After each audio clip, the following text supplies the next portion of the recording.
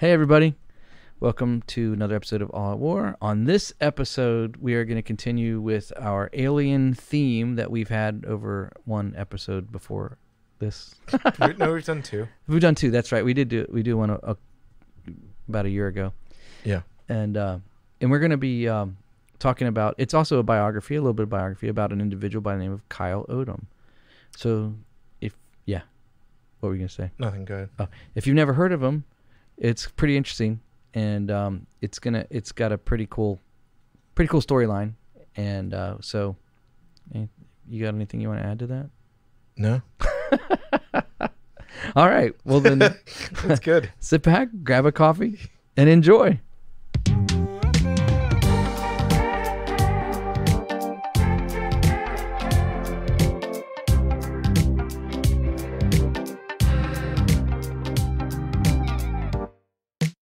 You're listening to the All Out War podcast.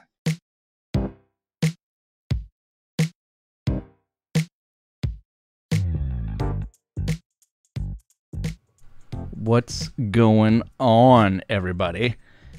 What's up, Rosie? Hey, what's up, man? Hey, man, it's another episode of All Out War. Thank you for hitting play and spending the next hour or so with us. We appreciate you. And I appreciate you, Rosie. Yeah, thanks, man. I appreciate you too. Yeah. I appreciate everyone else. Yeah. We missed a week. We weren't together. We had some stuff going on, and we released our last episode was all the Did You Knows of 2019. So if you haven't listened to that one and you're just listening now, go listen to the last episode of all the Did You Knows. You can get more Rosie than you ever wanted, and a lot of me sounding stupid because all I do is go, what? That's all I do. I think that was one of the few episodes I actually listened to. Oh, really? No. You listen to yourself. I was like, geez, I'm so smart. I know so much stuff that no one else does. No, I'm just kidding. I liked it. It was really funny. I didn't know you had been working on that, so it was a surprise to me as well. Yeah. I thought it was kind of fun to just put that out there. No, it was fun. And it seems to be a part of our podcast that a lot of people like. They like the Did You Know. Sweet. So, and I was getting razzed. Like, people were texting me, stupid. Like you do what? sound stupid. Anyways, we have some of the best listeners, by the way. We do. Yeah, we do. And I really appreciate that, like Twitter and Instagram and even now Facebook, we've been able to connect with different, various listeners that reach out to us on social media. And that's been kind of cool. Just being able to actually interact, because you and I, we sit here, we look at each other, we do this for an hour, then we upload it to the internet, and then we move on with the rest of our week. And you never know, like, is anybody enjoying this or liking it or whatever? You don't know enough, really. Yeah. I mean, people are listening. We know that, which we appreciate, but that's all. There's always more to it. So, anyways, and well, I'm happy you have to deal with that because I don't. Yeah. I don't like. It always weirds me out when people like say, because we know some people at like church and stuff like that listen to it. Yeah. And then people will come up to me. So maybe I'm saying this so that if they're listening to it, I don't have to say this to them to their face. I don't know. It's weird for me. So I appreciate it. To be known, you mean? Yeah. Yeah. I don't know. That's my humility speaking. And let me tell you about how humble I am, which is, I'm just kidding. You're so humble. See, that's a joke. That's a joke. Yeah. I'm just kidding. But no, I do appreciate people. And it still blows my mind that people even want to listen to it. Yeah. So that's great. I do appreciate everyone. Yeah. Well, we appreciate you. Thanks, man. So, what do you want to start with? The baby update, or do you want to do? Sure, I have that open. Okay, so let me. I always got to cue the music. I never know exactly when you're gonna or when. Smoking that sticky green stuff. Could sneak in too. Could sneak in. Somehow.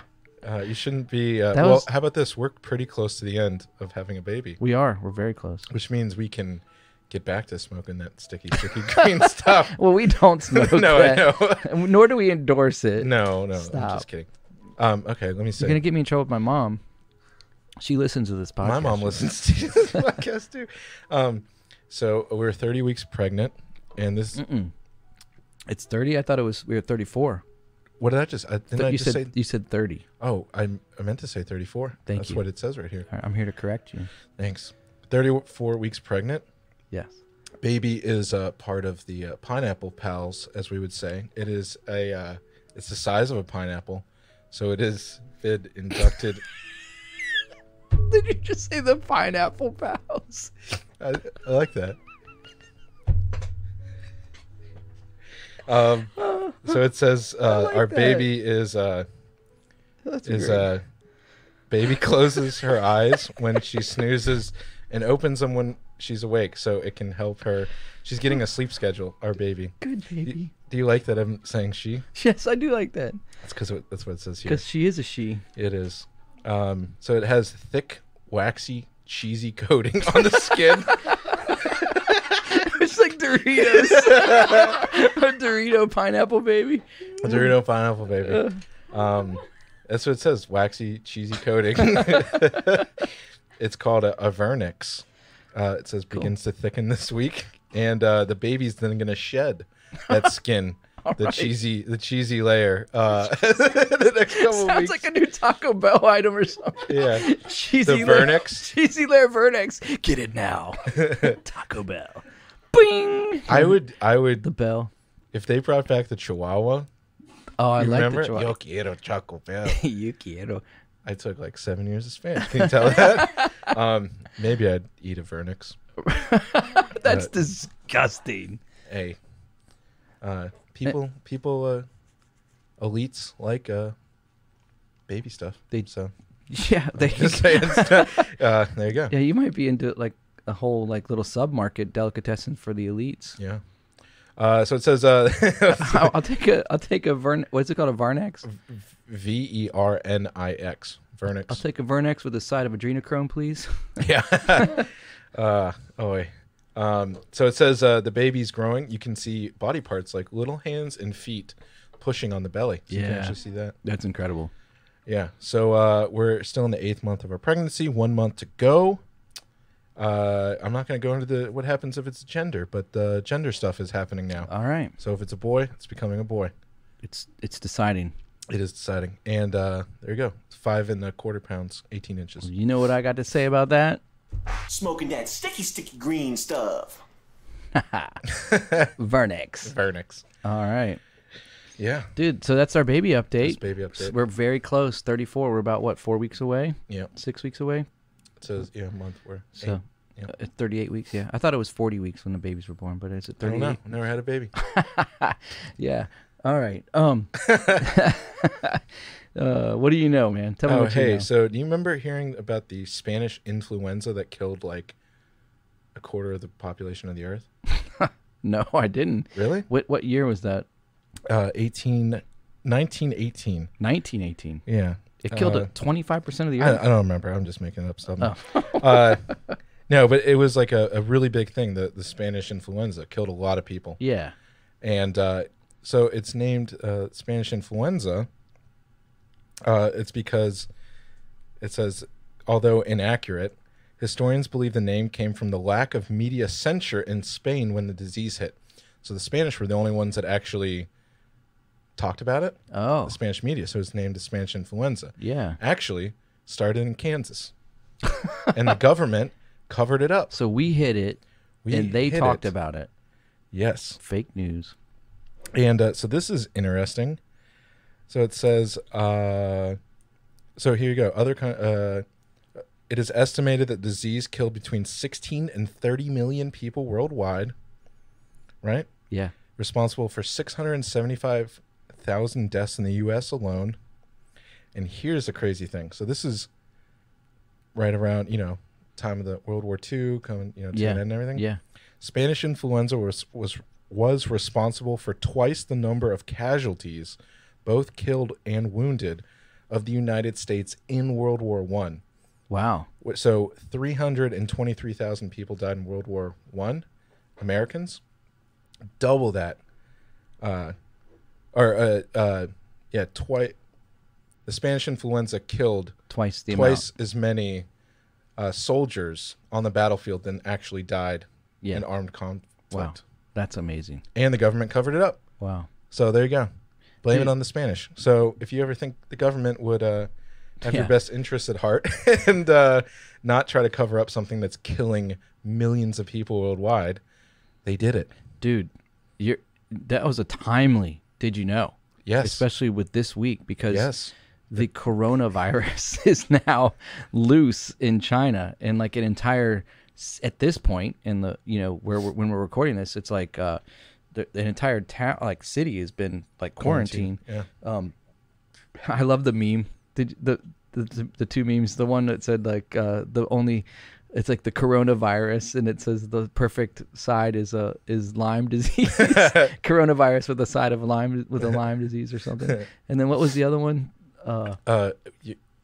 We should call it the Kung flu. Oh, the Kung flu, because it comes out of China. Yeah. Man, and what's crazy about all that is that like so I'm reading all these reports, and let's put your little conspiracy cap on right now.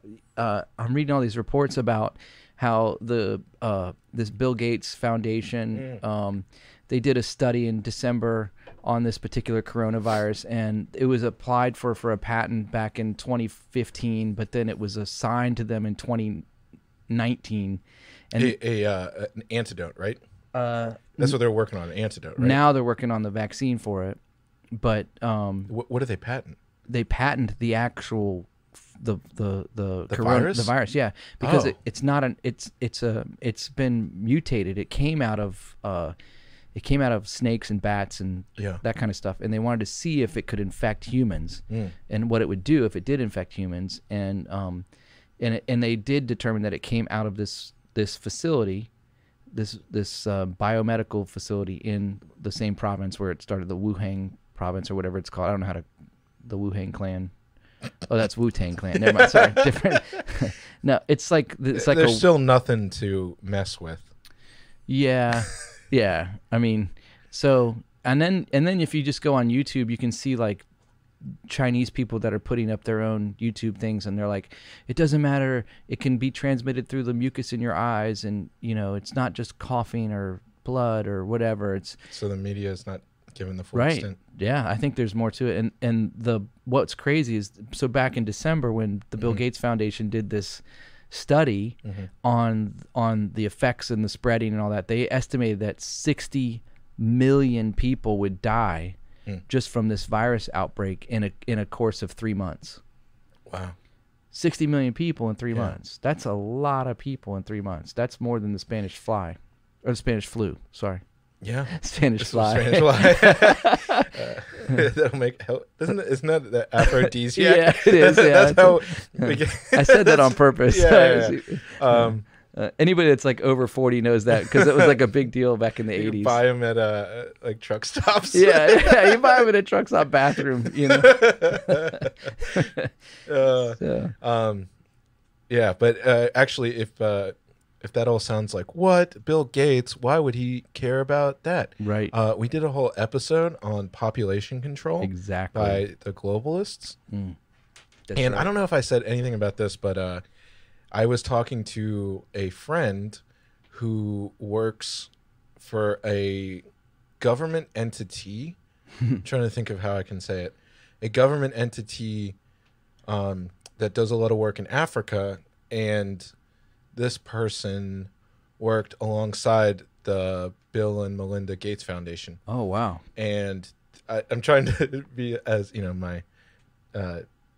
this person, I straight up asked them, I was like, do you think that they are trying to control the population down there? Like, is that just a conspiracy? I'm kind of, I was like, oh, listen, I'm, kind of into conspiracies. Is this true? And they're like, oh yeah, for sure. They absolutely do that. Yeah.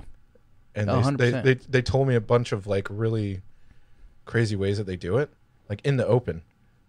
And they're like, hey, do you want to we're going to give you, so they'll go to women, right? And they'll say, hey, we're going to give you vaccines, and you already have 5 kids or something like that. This is like sub-Saharan Africa. Yeah. And they're like, we're going to inoculate all you guys so you don't get AIDS or something, whatever virus is down there. Right. Ebola or whatever. Sand flu. Sand flu? Yeah, I just made it up because it's Saharan. You said sub-Saharan. Well, that's what they call all the countries that are south of the Sahara. I know, I'm just joking. Anyways, so this person was saying Yeah, so they'll have these people, and they'll come up and they're like, hey, we're going to give you some food. Here's like some backpacks, clean clothes, stuff for school and everything. The only thing that we ask for you is you get this vaccine.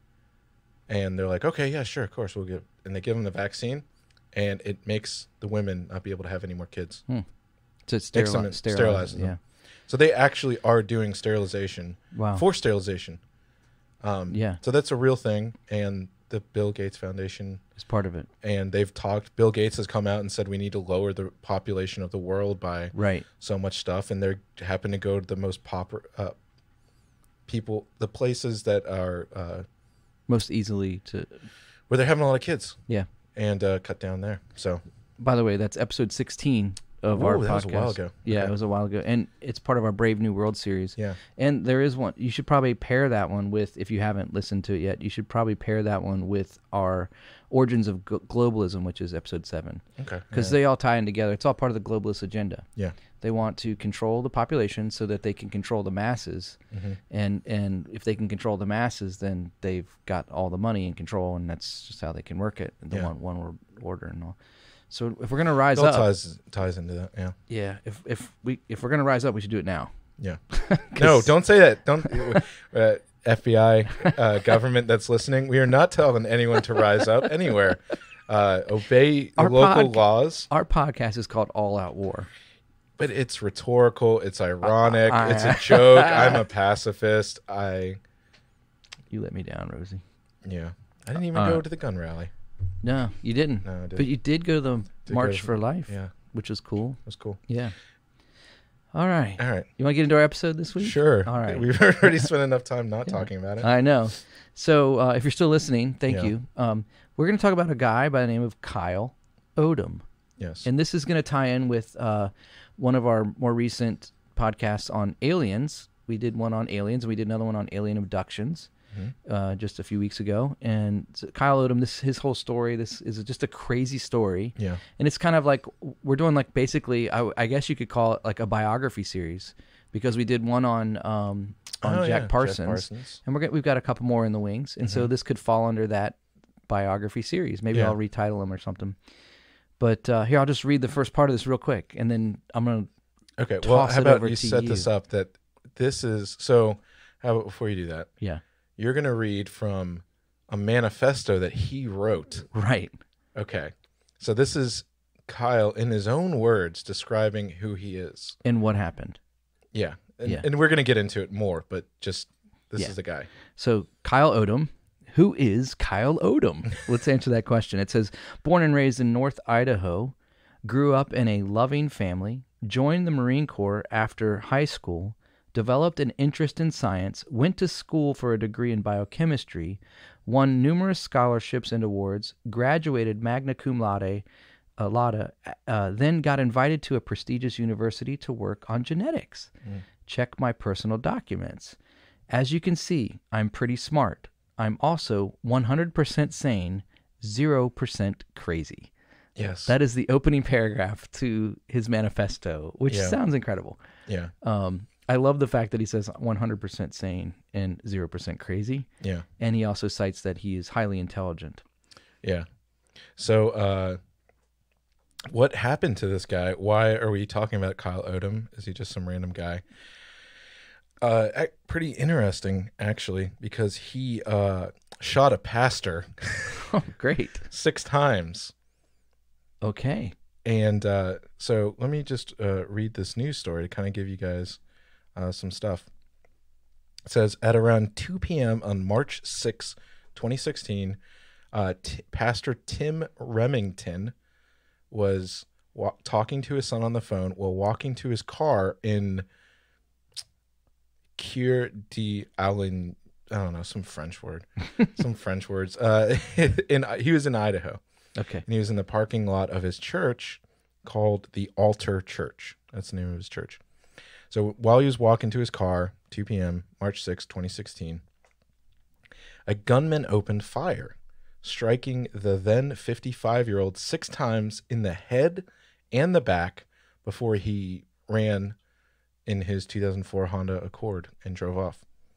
So Kyle shot. Kyle was in the back and in the head. Okay. Kyle was the shooter. Yeah. Okay. So Kyle shot this pastor. It said he's transported. He went there and he survived. It said What? so he survived. So Do we know what kind of gun he shot him with? I don't think so. I haven't seen anything. Maybe I didn't research this hard enough. Yeah. Interesting. He shot him point blank from behind. Oh. This guy is a Navy. Oh my God! I've been watching. He was in the I've been Marine reading Corps. a bunch of books about the Navy SEAL. So I was about to say Navy SEAL. He was a Marine, Yeah. right? He shot him point blank. He fired 12 times, hit him 6 times, and it like went up all the back. And apparently the one that hit him in the arm, and then it deflected off the bone and hit him in the head. Okay. So that's what happened. So Then the one that got in the head was a deflected hit. Yeah. Okay. So it said police named Odem as a suspect after surveillance cameras captured the license plate of him driving. He was arrested 2 days after the shooting. Get this, at the south fence of the White House. Whoa. And he got arrested because he was throwing objects over the fence of the White House onto the lawn. And in this like package that he threw, it had included a written document that claimed aliens were taking over and trying to turn him into a sex slave. Wow. Okay. So All right. it says officials said that Odem served in the military. He was honorably discharged. Not crazy. He did not have a criminal history. It said he earned a biochemistry degree and had dreams of becoming a pharmacist, but everything changed in 2014 when he said a stranger on a plane advised him to purchase a disposable cell phone.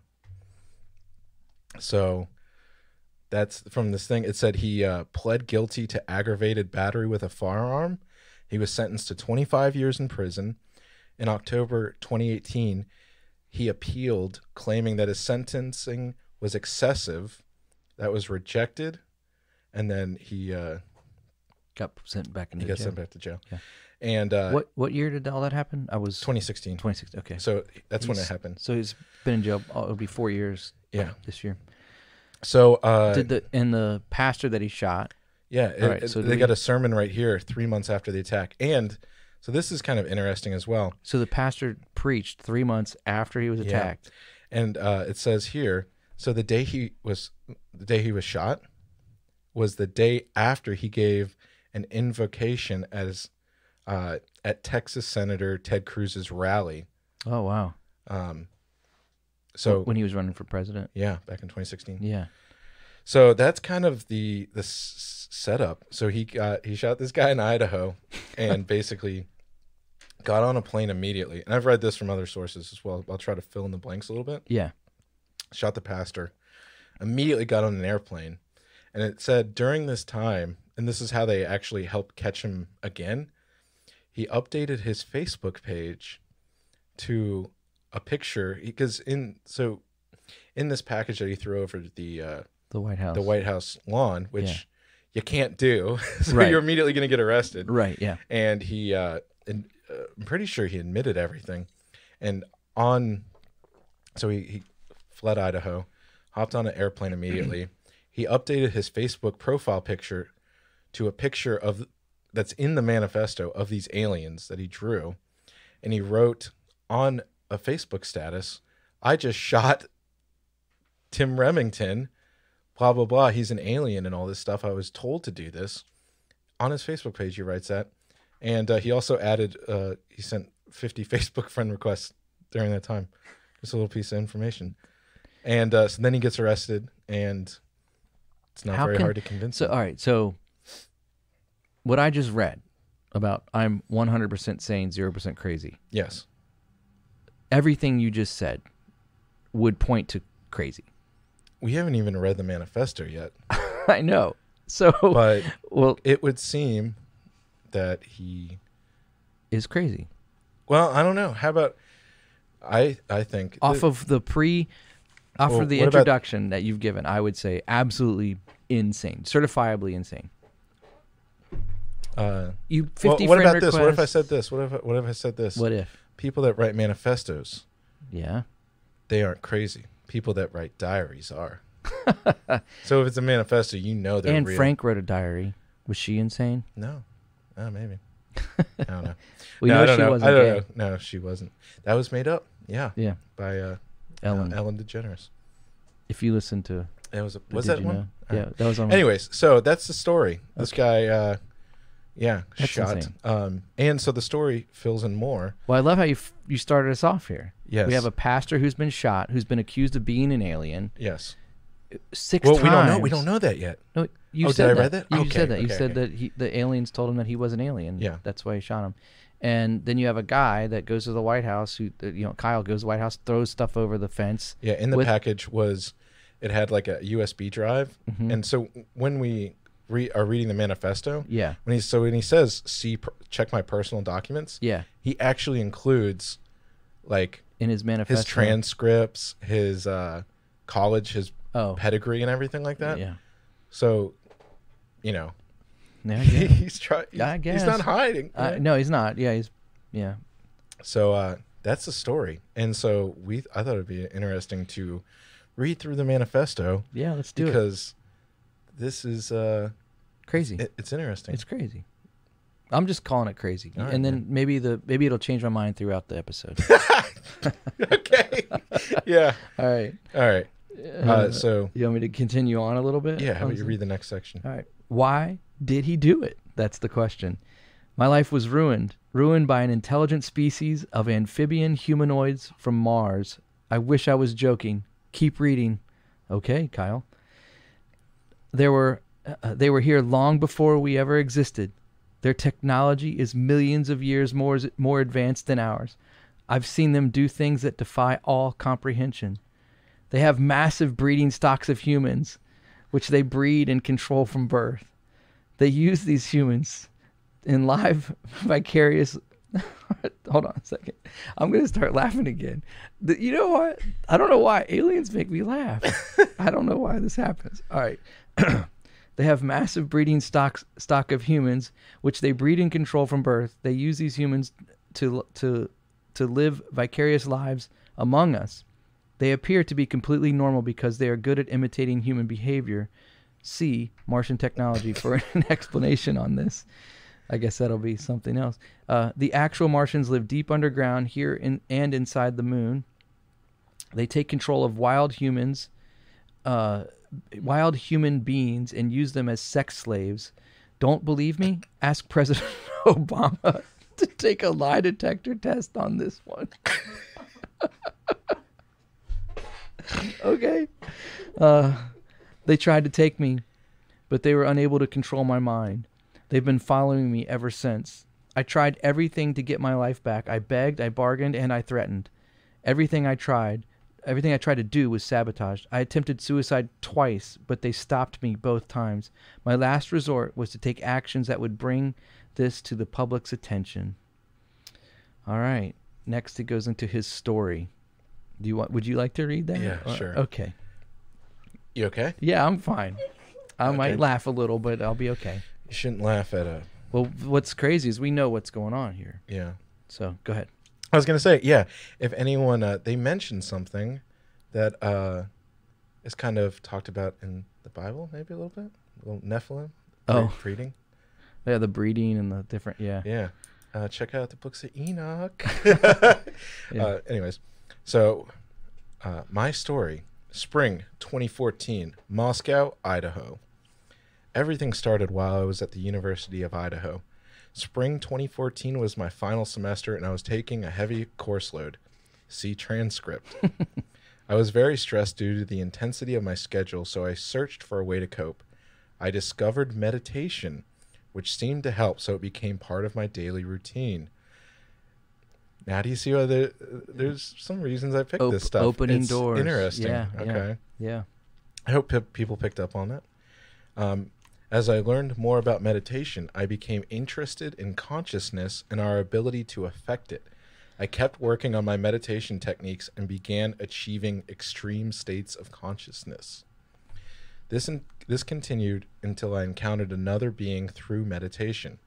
It happened one night in February 2014, and it was the most profound experience I've ever had. I was lying in bed meditating, then suddenly left my physical body.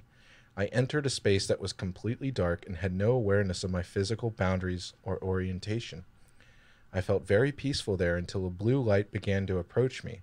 As the blue light got closer, I realized it was another being.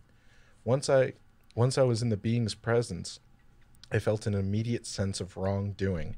It felt like I was being told, "You shouldn't be here." I instantly conceded and felt guilty, and I began to distance myself from the being.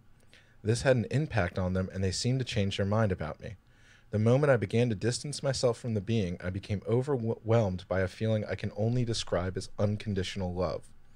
During this part of the experience, our minds became connected, and I saw that the being was female.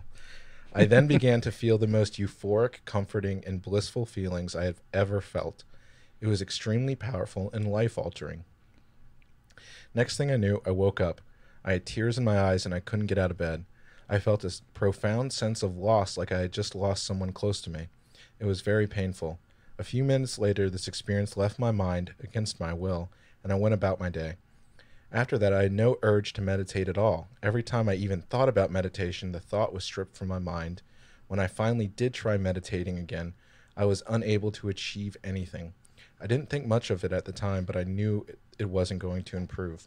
Ultimately, I decided to give up on meditation and just focus on my classes. The remainder of the semester became exceedingly easy for me. It felt like I had tapped into some sort of power. I was exerting no mental effort, even though the classes had become extremely difficult before. Even though they had been extremely difficult before. I also began to have complex thoughts and a depth of understanding I had never reached before. About a month later, I started interviewing at the graduate schools I had applied to. Shortly after the interviews were done, I started receiving offers. I decided to accept the offer from Baylor I decided to accept the offer from Baylor College of Medicine. I keep messing that up. I don't know why I'm messing that up. Baylor College He of went Medicine. to Baylor College of Medicine There you go. to work on a PhD in human genetics. I was very excited about the opportunity to work at such a prestigious university. The future looked bright, and I couldn't wait to get started. You want to just unpack that for a minute? Yeah, I was going to say, we can't Okay. keep going. We got to stop for a minute. Yeah. So, It starts with meditation. I mean, Yes. let's just go there, because that's literally where it starts for him. yeah. And I think it's interesting that, because it says he was stressed out, right? Obviously he would. He's in a degree. Advanced diplomas and That's difficult. Like those classes are not easy. That's right. And so I think it's what's so unique about this and reading through the manifesto is it really, and that, like, as you read it, it doesn't sound like someone who's crazy. You know what I mean? Like when you read it, it's very put together. It's not using, like, since we've gotten into all this stuff, I've read some texts from people that I've read some texts from alien UFO cults, Right. and people that claim that they've been contacted by UFOs and stuff like that, beings and all this stuff, right? Mm-hmm. And it does not sound like this. They all have this stuff that when they write, it doesn't come off of that, which is really interesting. Well, yeah, that's a great point. Yeah, because he's definitely his intelligence is still there. yeah. It's a very high. He's high. He functions well through this experience Yeah. and his intelligence. But what I was going to say is that what's interesting is he hasn't mentioned the aliens yet. No. It's only just been some kind of being, a blue beam, or a blue light that showed up, And then it becomes, which is interesting because there's actually Project Blue Book, which Project Blue Beam, there's Blue Beam and there's Blue Book. the Blue Book. Yeah. Yeah, remember Joseph mentioned it on our episode before last. So he with the alien abduction, and so there's something about this blue light that does connect with these aliens and with some other stuff, you know. But what's interesting too is this entity, what it left him with, feeling this like first like love, like the love and the fulfillment and all that. That is actually something that some of the abductees have mentioned before too, with dread continuing through. So But I was going to say, I think it's interesting to point out, maybe to kind of get on a little bit of a preaching high box for a minute, go for it. this is like a real, if we're going to take him at his word, as just put aside the craziness and what he does. Right. If we take him as this is literally what happened to him, like this is what he did, this perfectly kind of shows the dangers of what started as simple meditation. So you know what I mean? Right, This right. is like a textbook, where it's really unique because we actually are going to go along with him and see how it progresses. Yeah. And it all started with meditation. So maybe He opened a door. he opened the door. And that's Yeah. what I was going to, about the preaching stuff is when, I don't know if anyone cared about like, oh, why are they going to spend a whole episode on the Enneagram? Why are they going to do a whole thing about yoga? Why are they going Right. to, why are they talking about this stuff? Oh, it's just fun. I just like to meditate, clear my mind. Right. Like what's going to happen? Why should a Christian care about this? Because stuff happens. So Right. it's not, this is like a perfect anecdotal story that the guy, he says it straight here. And he attempted to kill someone to bring, And his own self eventually. Yeah. Yeah. but yeah, so the meditating, Well, all he was trying to do was just relax and just cope with stuff. pressure. And strength. eventually he opened the door that was just enough for the devil to get in. That's right. That's right. So So here we are. any little bit that the devil will That's right. use as a foothold. So, That's right. So we end up here. He's getting into Baylor College of Medicine to work on his PhD. Do you want me to? yeah, here Okay. he is. July 2014 to October 2014, Houston, Texas. Everything changed once I started the program. The moment I arrived, I could see flaws in every professor's research. My mind was so expanded that I could instantly understand the implications of entire research projects. Because of this, I was able to see weaknesses with all the available projects. This caused me to become very concerned about what I was doing, and I felt like I was wasting my time. I voiced my concerns to my advisor, and he casually brushed them aside. He told me, "Just have fun. It'll be fun." I kept trying to get motivated, but things continued to get worse. I started seeing flaws in the foundations of genetics and other fields. I got to the point where I couldn't stop thinking about them. To make things worse, no one else seemed to care, which really bothered me. All of these issues made it impossible for me to continue, so I decided to leave. The day after I decided to leave, my life became a living hell. I couldn't sleep, and my mind felt sapped. I was entirely at peace with my decision, so I knew something strange was happening to me. After a few days of this, 2 of the graduate students began reaching out to me, blank and blank. So they say their name, they're marked out so we don't know who they are. I barely knew them, so it seemed unusual that they would contact me. When I went to see them, they both kept pointing their finger at me, saying, "Pew, pew," like they were shooting a gun. They did this over and over, and I kept wondering what their problem was. Months after I had left Houston, I was told that blank and blank were not human. They were tasked with making me into the next school shooter, as they called it. I imagine this is why many of our school shootings are taking place. Anyways, things slowly improved after I stopped talking with them, but I was mentally exhausted. I tried to figure out what to do with my life, but I could hardly think. Eventually, I left Texas and started applying for jobs all over the country. But a few months later, things took a strange turn.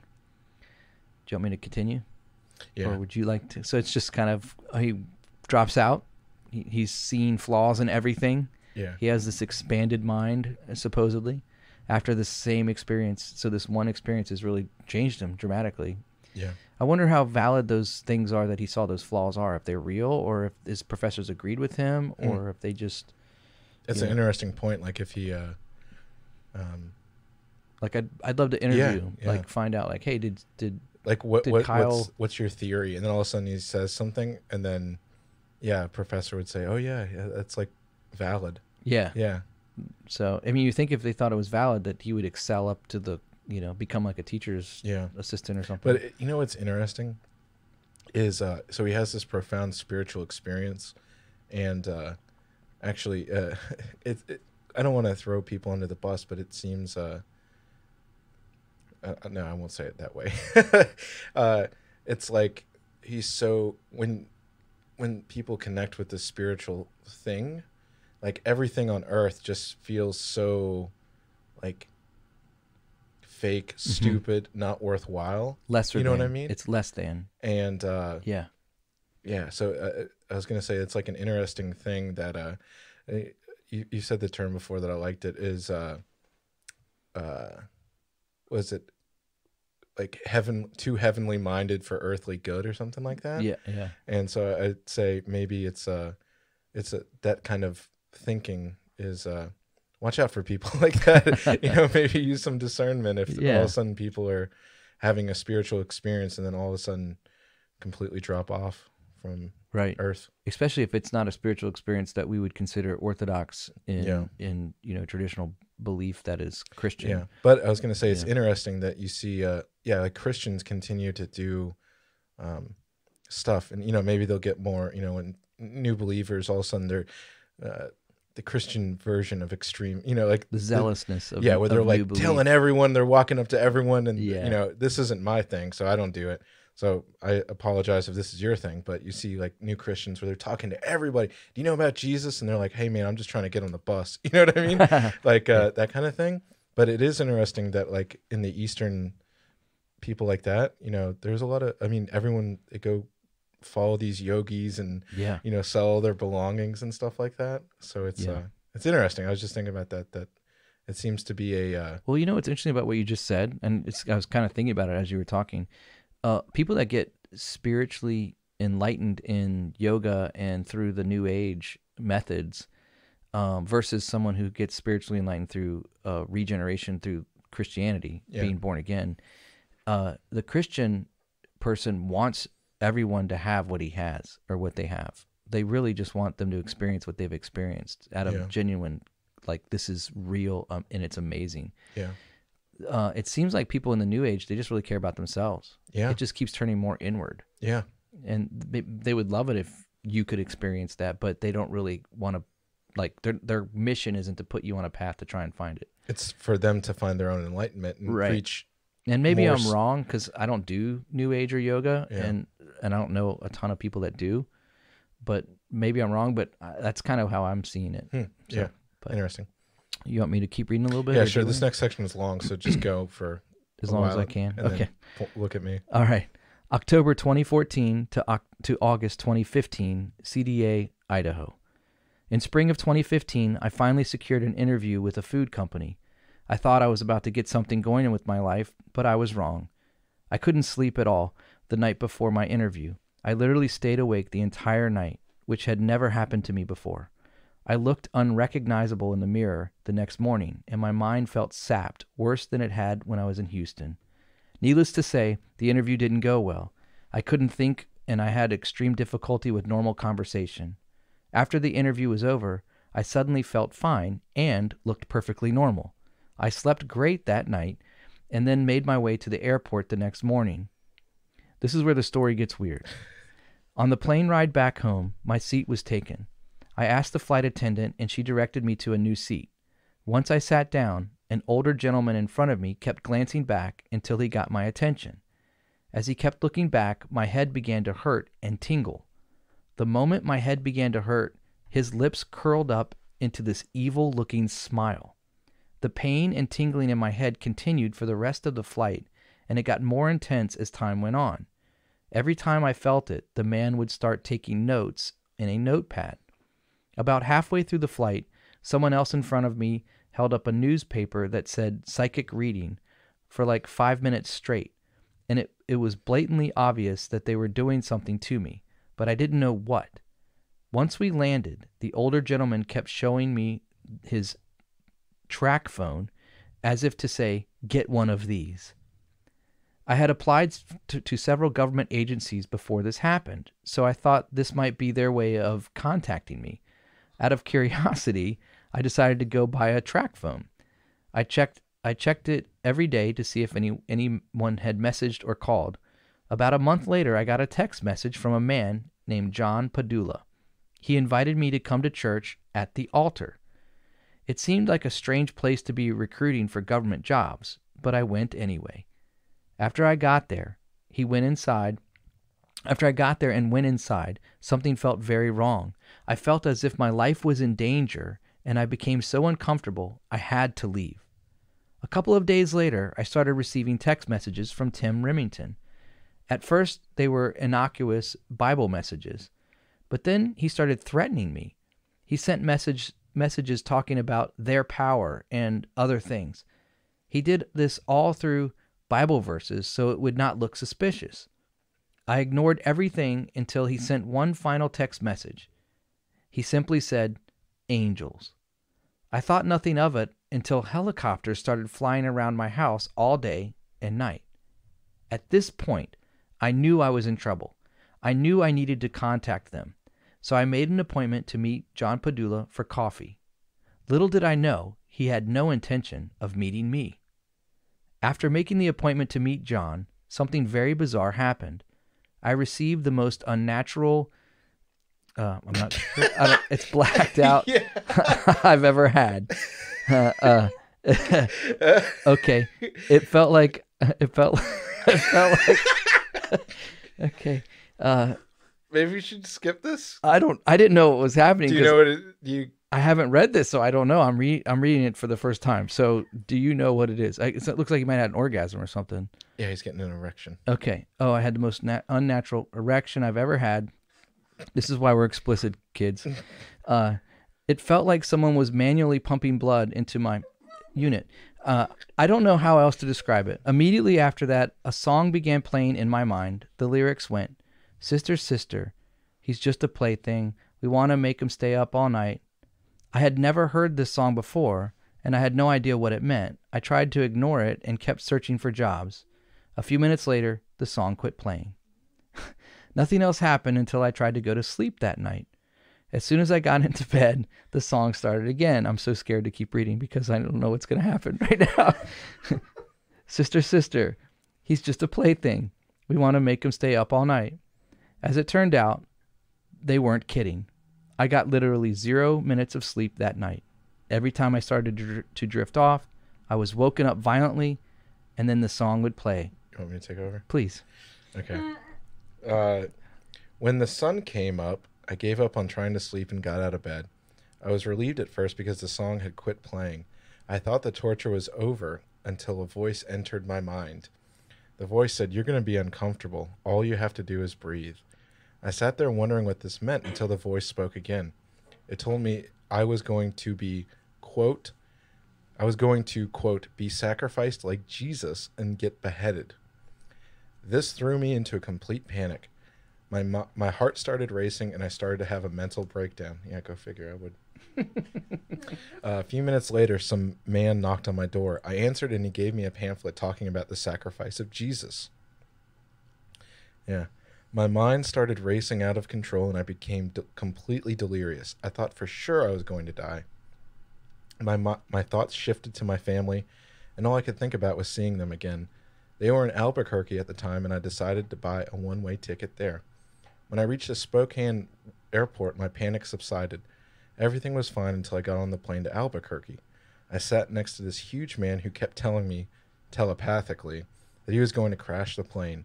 Every time he spoke, he would sniff emphatically. I didn't know what to do, so I just sat there trying to stay as calm as possible. The, quote, man became angry about this and started touching my leg. The second he touched me, I could feel him inside my mind. This caused me to panic until I was on the verge of causing a scene. Before I did anything, he told me to calm down and said, "You did a great job. You passed. Go enjoy your family. We have a job waiting for you when you get back." I thanked him and felt slightly relieved, but I had no intention of contacting him at all. My only thought was to get as far away from him as possible. After getting off the plane, I headed to the baggage claim. A huge group of them surrounded me there. I watched them cautiously, and they all began sniffing at me. The sniff is something they do all the time. I think it has something to do with dominance. When I finally got my bag, I left the airport as fast as I could. My parents were right outside waiting to pick me up. I was so happy to see them again. I gave them big hugs and told them how much I loved them. This was my last happy moment in Albuquerque, however. They followed us everywhere we went after that. Whenever I saw one, they would sniff at me to let them know it was me. They would also smile, laugh, and stick their tongues out. As time went on, they started coaxing me to go outside alone. I was scared to death they would kill me, so I refused. Eventually, they threatened to harm my family, which caused me to give in to them. I told them I would do whatever they want if they left my family alone. They responded by saying, "Go to church." I knew they meant the altar, so I agreed to go when I went back. When I went to the altar for the first time, the people acted very strange. It was unhuman. As I walked into the sermon room, everyone stared at me and began sniffing emphatically. Needless to say, I was scared as hell, but I took a seat. When the service began, a man came and sat down next to me. After he sat down, I began smelling something. It was a smell I had never smelt before. The only thing I can compare it to is reptile and vinegar. After smelling it, I became very uncomfortable. I tried to remain calm, but he just sat there quietly until the service was over. When the service ended, they said, "You can leave now." After that, I knew I wasn't dealing with the government anymore. I realized that whoever I was dealing with was extraterrestrial, so I became very scared. I received no further instructions from them after that, so I began applying for jobs again. Even though I had done exactly as I was told, they still followed me everywhere I went. As time went on, they started harassing me day and night. I began to hear voices more often. I began to hallucinate things that I knew weren't real. They also started playing with me sexually. Both the males and the females would play out their sexual fantasies in my mind. This came with random and uncontrollable blank, as well as extreme blank stimulation. See Brain and Behavior and Martian Tech, 2 articles that he posted. Yeah. Along with it. The harassment continued for weeks and intensified as time went on. I did my absolute best to maintain my sanity and tried to avoid them. This worked for a while, but eventually I had a huge meltdown. One day I was at the bakery at Safeway when I got surrounded by a bunch of old men. Some of them looked at me and sniffed, so I knew it was them. They started stimulating my blank and blank simultaneously until they spoke aggressively. No, and then they spoke aggressively. Yeah. They said, "Humans are nothing more than the result of a successful genetic experiment. You are a threat to the way these people think, and you can no longer be free in society. Your life is over. You are nothing but a toy. Your purpose..." I'm not going to say... Yeah. It's they want to make him a sex slave. Yeah, that's it. Yeah. They continued to say other explicit things that were so obscene I won't repeat them here. Before they finished talking, I became enraged. It took every ounce of willpower I had not to kill them. I left the store and tried to calm down, but it only got worse. The rest of the night, they continually stimulated me. It got to the point where I was in serious pain. They finally stopped after I broke down and became completely distraught. I knew I couldn't take any more, so I attempted suicide. I filled a charcoal grill with lit coals, put them in my car, and rolled up the windows. I reclined my seat, laid there calmly, and then fell asleep. I should have died, but they woke me up in an extreme panic, which caused me to get out of the car. As I slowly regained consciousness, I became very upset to be alive. I had no clue where to go at that point, so I decided to check myself into the VA. They shipped me straight to the mental ward, and I was admitted. Nothing improved while I was there. The medication they gave me did absolutely nothing. I just sat there surrounded by a bunch of psychotic people and became exasperated. I knew their goal was to ruin my life by making me into a crazy person. I became determined not to let that happen and started fighting back. Yeah. Let's take a break for a second.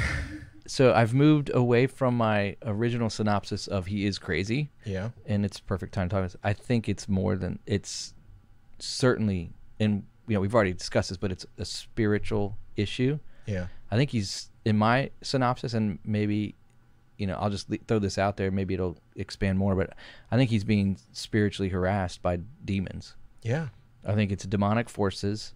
I think he actually might even be demonically possessed at some level. If you're hearing voices and stuff like that. Well, they can speak to you, yeah, which can sound like your own voice a lot of times. They can do things like that. But the fact that he's the things that are happening sexually to him and stuff, like the physical things. Oh, yeah. I'm just putting that together with it. So it's really in fact, the fact that he saw a demon when he was in his first, really in his yoga trance, when he was in his. And it's interesting. Again, it came to him, and he was euphoric. It was all good. Right. It was all love. It was all. Which is a great. there's, Corinthians talks about Satan comes as an angel of light, so he's just very deceptive. It seems good. It probably feels great. Yeah. All right. Want me to keep reading? Yeah. All right, here we go. Start. After leaving the VA, everything I tried to do with my life was sabotaged. They didn't want me dead, but they also weren't going to let me live. In desperation, I went back to the altar to ask them what they wanted from me. I didn't know what else to do. Before I tell you their reply, I need to make an important caveat here. I had endured so much abuse by this time that I was numb to them. The details of what they've done to me aren't essential to the story, so I won't include them here. If you want to know more about what I've been through, or more about them, write me. Just realize I've been tortured more than a POW. That's a parenthetical quote there. Their response was, this is back at the altar, "We want you as a sex slave." Thinking they were serious, I sat there waiting for them to do something. All they did was say, "Keep coming to church." So I did. After a few more services, I found myself talking to Tim Remington face to face. He was telling me that I should consider becoming a minister. We were in mid-conversation when he suddenly revealed himself to me. I have no clue how he did it, but it looked as if his human face became his real face. It happened for only like 1 or 2 seconds, but I was able to draw a sketch of what I saw. His eyes really stood out, so they captured my attention. They were huge and bulging. His eyelids were darker green, and his irises were yellowish brown, with slit pupils. After witnessing this, nothing else happened. I continued attending the altar for a few more services, waiting for them to do something. They did nothing except for tell me to submit and surrender. I had no clue what they meant, so I left the church and I never went back. August 2015 to present day. CDA, Idaho. I think that's a correction facility or something. Or... No, CDA is the city that I couldn't pronounce. That was all French. French. The Coeur d'Alene or whatever it was. Yeah, the French thing. After leaving the altar, they gave me some breathing room. They held back on their harassments, and I began to recover. I decided to make one final attempt at a normal life by pursuing a career as a pharmacist. I started taking classes at NIC to finish up the prereqs I needed. I also started volunteering at a local pharmacy. Unfortunately, they followed me to school. There were several of them in every class I took.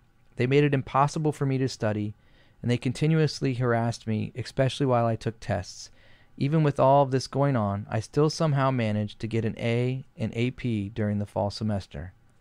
Sadly, my success was short-lived. The pressure of this semester, spring of 2016, is far too intense. Every time I go to class, they start manipulating my brain until I can go into a blind rage. Sometimes they suppress my brain until I begin to black out. They also manipulate my heart rate and flood my body with adrenaline over and over again, making me extremely uncomfortable. The females stimulate and when they are close, and the males stimulate It's incredibly exhausting. So they're molesting him. Right? Yeah. I struggled to pass my test so that they couldn't blame this on me failing out of school. I wanted to continue, but I simply cannot. Every moment I spend in the classroom is absolute torture. The classes themselves are extremely difficult without this added pressure. The worst part is I received an interview for ISU's pharmacy program. Since I cannot continue with the classes, there is no reason for me to go to the interview. My chance at a normal life has been ruined. They've also been depriving me of sleep, so I don't have the strength to continue. I was too smart for my own good, so they decided to remove me from society. They were worried I might change the way other people think, which could lead to problems in the form of scientific revolutions.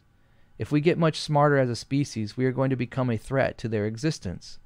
If you talk to me in person, I will see you will see that I am not crazy at all.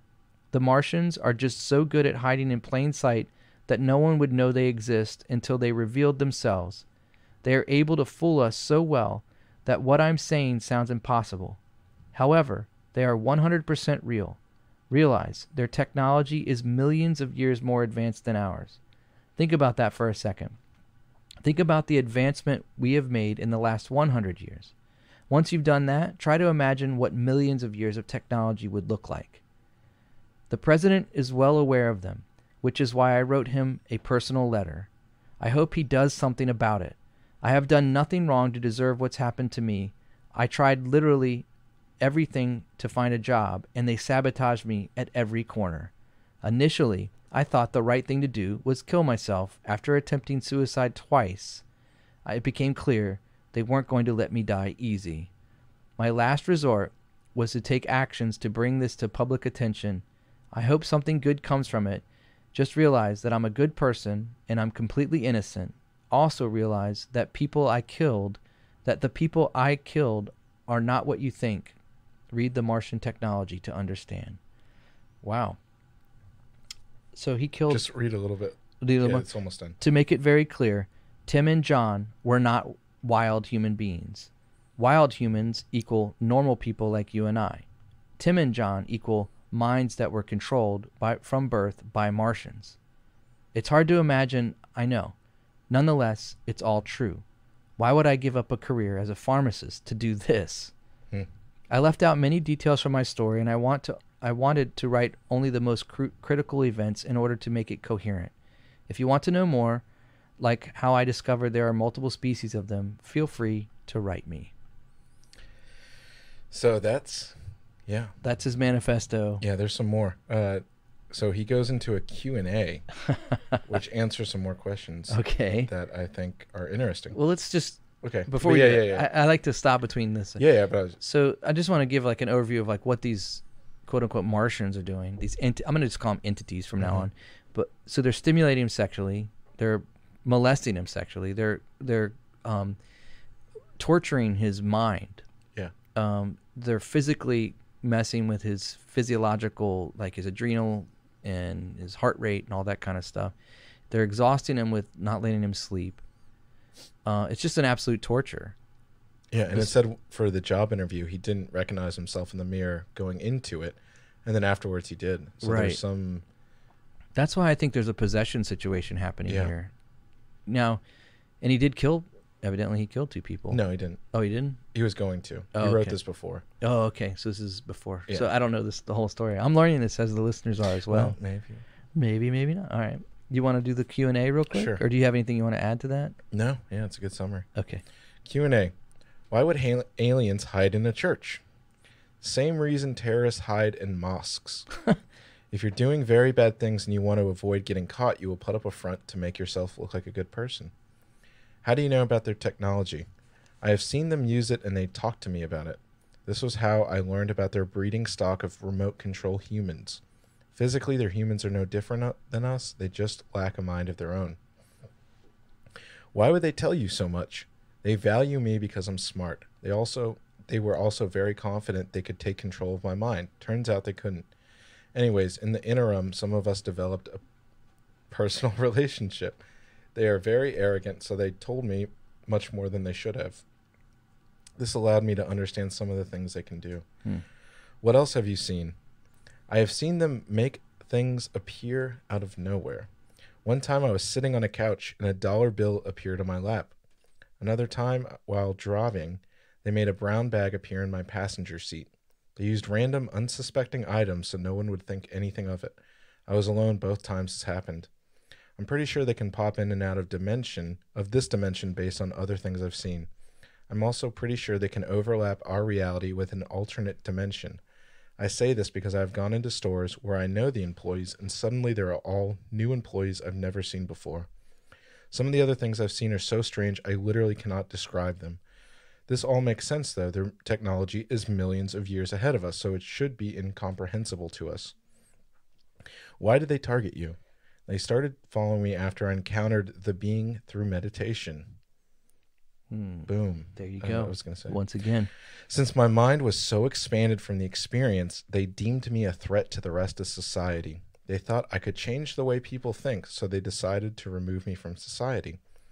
I began to have profound thoughts about genetics while I was at graduate school, which is another factor. If certain ways of thinking are allowed to exist, revolutions will take place. They could not afford for us to have a revolution in genetics. If we did, we could eliminate diseases, cancers, and many other things that plague us.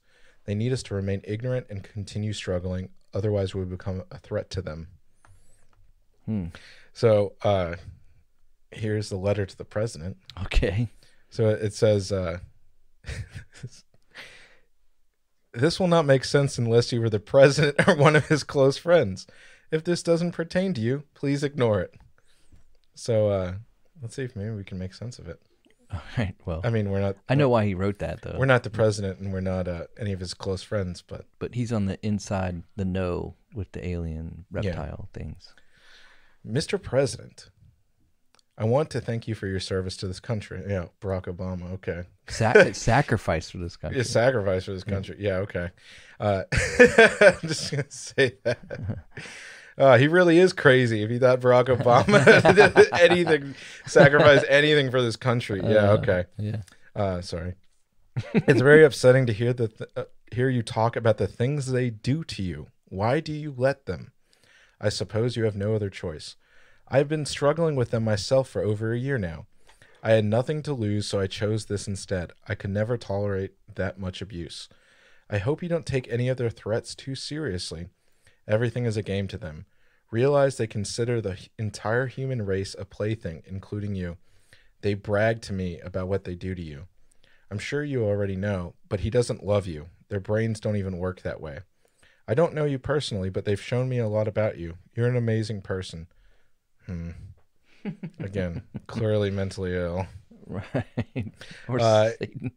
Or satanic. Yeah, demonically possessed to think that Barack Obama was a good person. I hope you stop letting them humiliate you. Why be afraid to retaliate? Kennedy wasn't. Ooh. It's time someone took a stand to end this nonsense. Can you think of a better legacy than that? Dun, dun, dun, What's dun, worse, dun, dun, dun. having everyone know the reality of the situation, or watching some of our best and brightest become slaves? I wish you the very best with the remainder of your presidency. If you're still in there, stay strong. Link to a YouTube video. Okay. All right. You want to read the Martian brain? Yeah, I'll read the Martian brain and behavior. Okay, so if you want to know a little bit about these entities, yeah, he's going to give us some observable details. All right, Martian brain and behavior.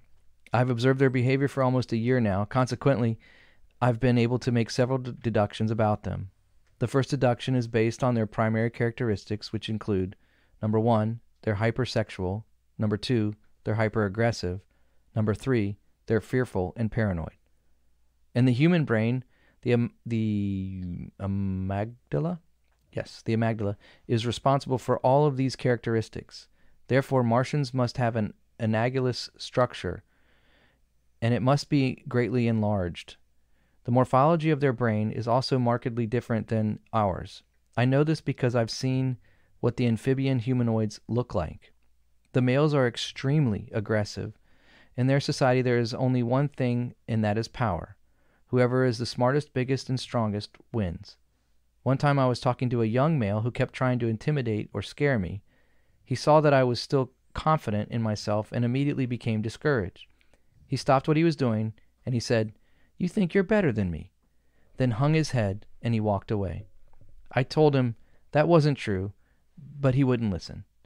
After this, every time I encountered one of the males in public, they would attack me mentally until they destroyed my self-esteem. They did this because they are scared to death of my intelligence. The only way they have confidence to talk with me is if I'm scared for my life or if I'm completely despondent. To the males, everything is black or white. There is no middle ground. They are power-hungry megalomaniacs obsessed with control. If they are not 100% in control of every situation, they panic. If something happens that they aren't anticipating, they get very upset. They hate surprises. I know this because I was smart enough to trick them a few times.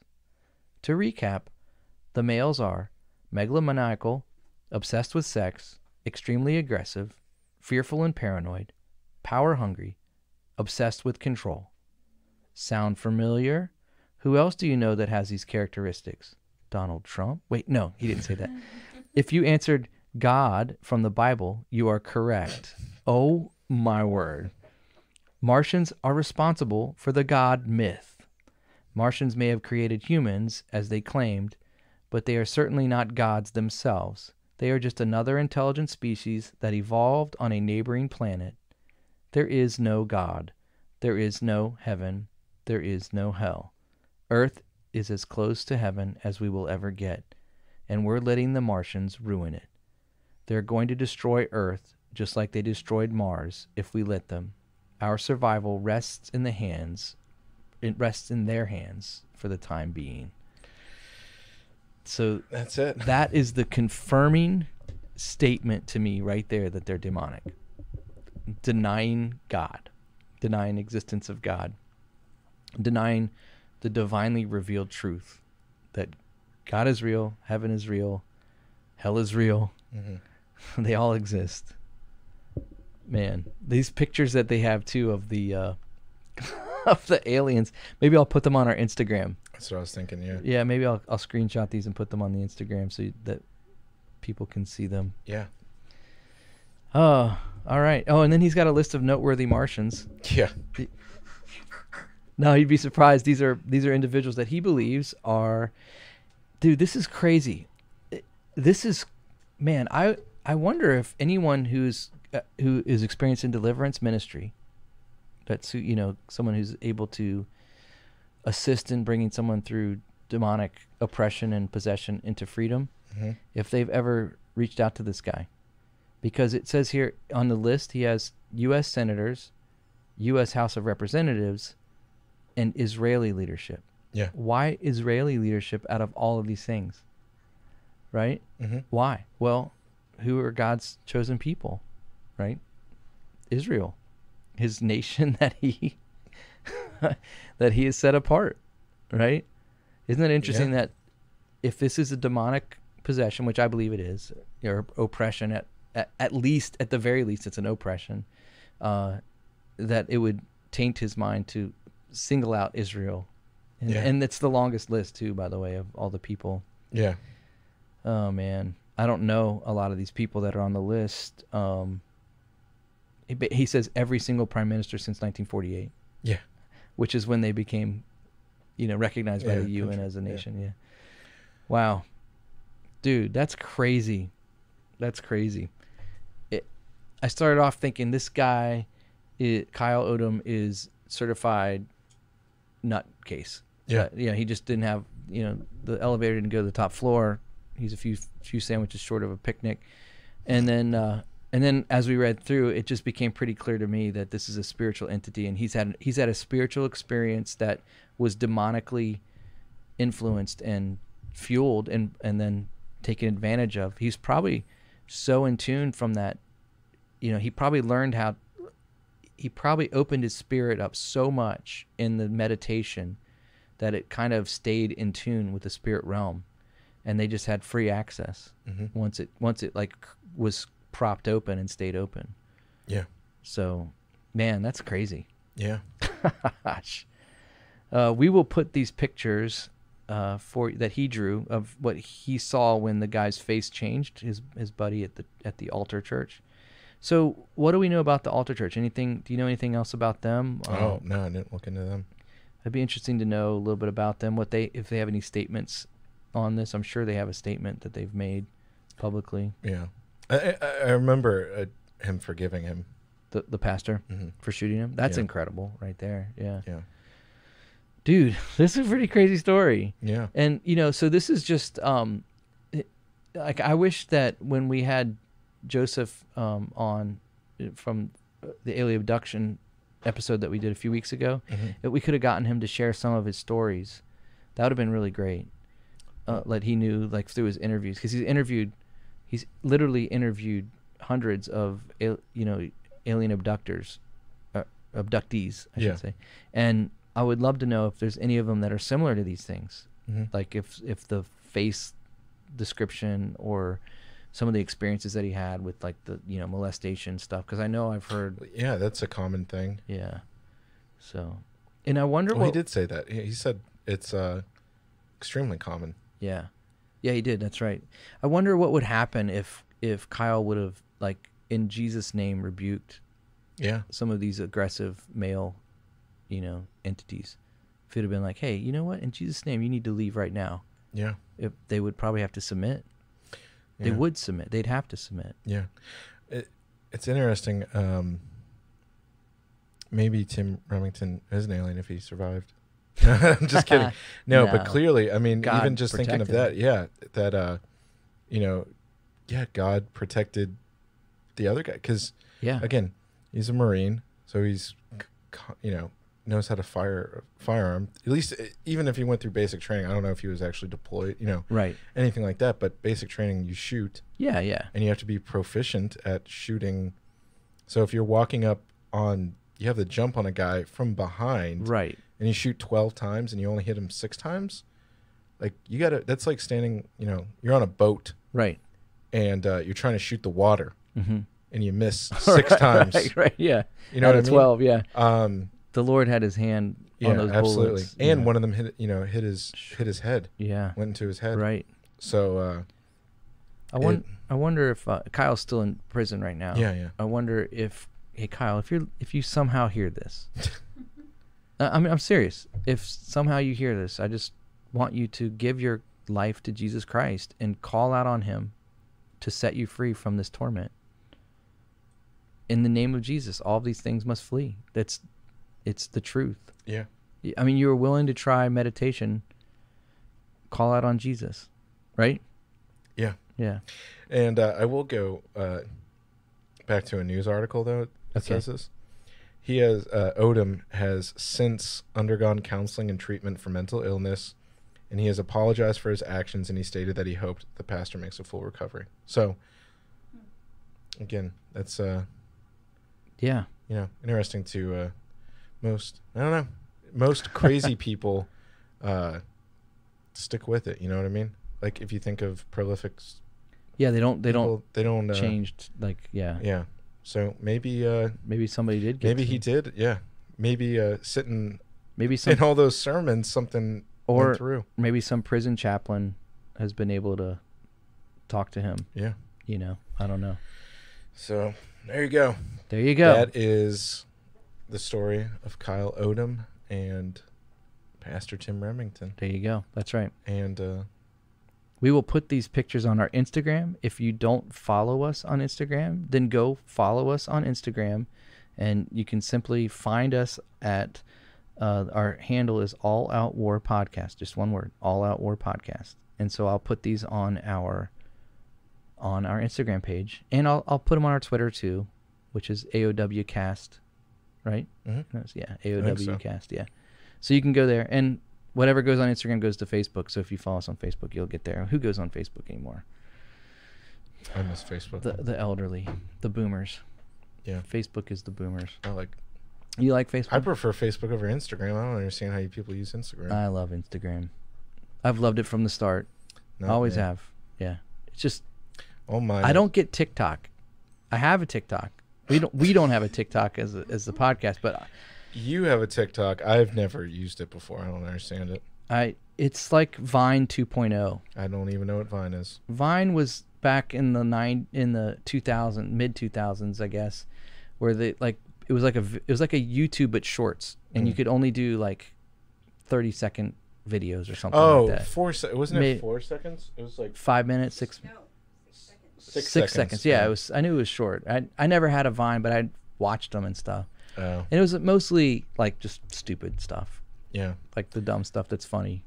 There's some great Vines out there. The humor of the target audience, I would assume, which was the target audience of users, which is 11-year-olds. No, it was older than that. Vines were 13-year-olds. Yeah, probably 13 to 16-year-olds is probably the target. I'm sorry, audience. maybe. Yeah. Well, you forget I was a youth pastor, bro. I was like true. around all That's this junk true. all the time. That's true. So. You're more in touch with the kids. You're hip. I am not hip. Not anymore. You're I hip used to their hopping. Hip to the hopping. Yeah, I'm on the TikToking. Oh my god. I'm not on the TikTok. In fact, my kids are in high school age, and they were annoyed that I had a TikTok. They're like, "Dad, you have a TikTok?" I'm like, "Yeah."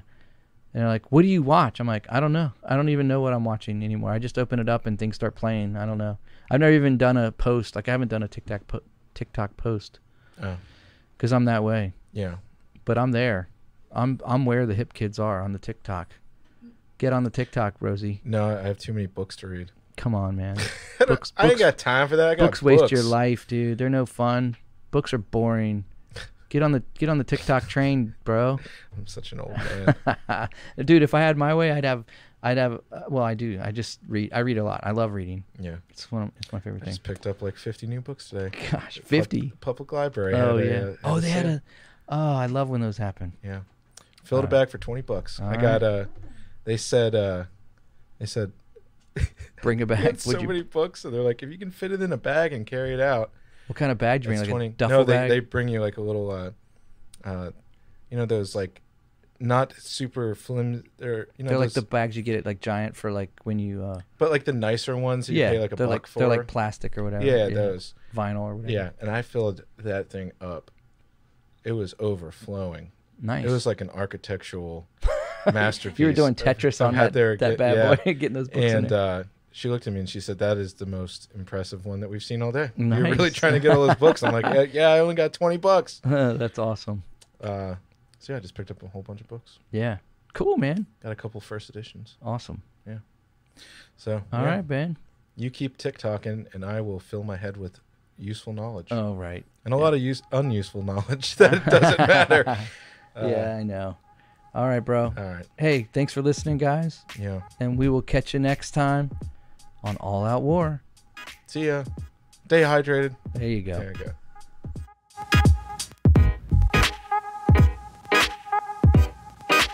Thanks for listening to the All Out War podcast today. We hope you enjoyed the episode. If you want to know more, you can visit us on the web at alloutwar.us, or you can find us on Twitter at alloutwarcast. Hey, thanks again for listening, and we'll catch you next time.